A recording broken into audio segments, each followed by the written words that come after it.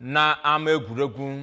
Osote aka na-achị steeti a bụ Dr. Onyekachukwu Ibezim enyego ndị mmadụ ndụmọdụ ka agba nnọọ mbọ na-etinye aka n'egwuregwu iji wee nyere ha aka gbaa gara ma na-akwalite ezi ọnọdụ ahụike ha. O nyere ndụmọdụ a oge ọ nọchitere anya aka na-achị steeti a bụ Ọkammụta Soludo wee gbapee otu egwuregwu All Stars n'ama egwuregwu Ọka Township Stadium, ebe Emmanuel Okonkwo ga-esikọtapụrụ gị akụkọ a.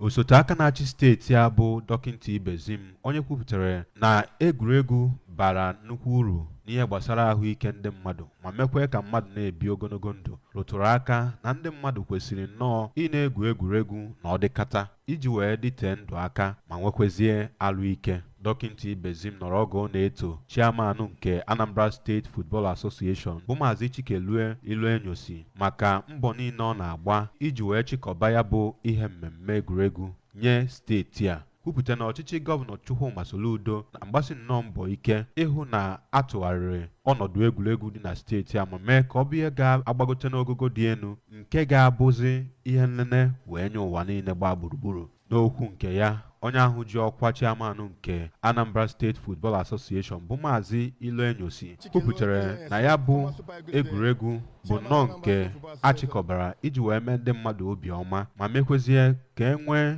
njikọ aka ọnụ n'etiti ndị ahụ gbabu bọọlụ n'oge gara aga, ebe o kwupụtara na ya bụ ihe egwuregwu ga-abụ nnọọ nke a ga-emegide wee ruo otu ọnwa na ya bụ ebe a na-achịkọba ya n'Ọka. N'okwu ha dị iche iche, onye ji ọkwa kọmishọn na-ahụ maka okpuru ọchịchị ime obodo dị iche iche na steeti a ya nakwazi echichi na omenala bụ Chief Tony Collins Nwabunwanne, onye na-anọchite anya Ọgbalụ Constituency 1 n'ụlọ omebe iwu steeti a bụ Maazị Nobụl Igwe, nakwazi onye ji ọkwa National President nke otu Anambra State Association of Town Unions bụ Ọkaikpe Titus Akpaudo toro nnọọ Gọvanọ Chukwuma Soludo maka mbọ dị iche iche ọ na-agba n'ihe gbasara egwuregwu na steeti a ma kwue na egwuregwu nwere ike iwepụ ndị ntorobịa na mpụ na omekome ma mee ka ọ natara chi ha bụ ihe a ga-egosi mba ụwa. Ha kwukwaziri na egwuregwu na-emekwezi ka akụnụba nke steeti bụ ihe ga-agbagote n'ogogo dị elu.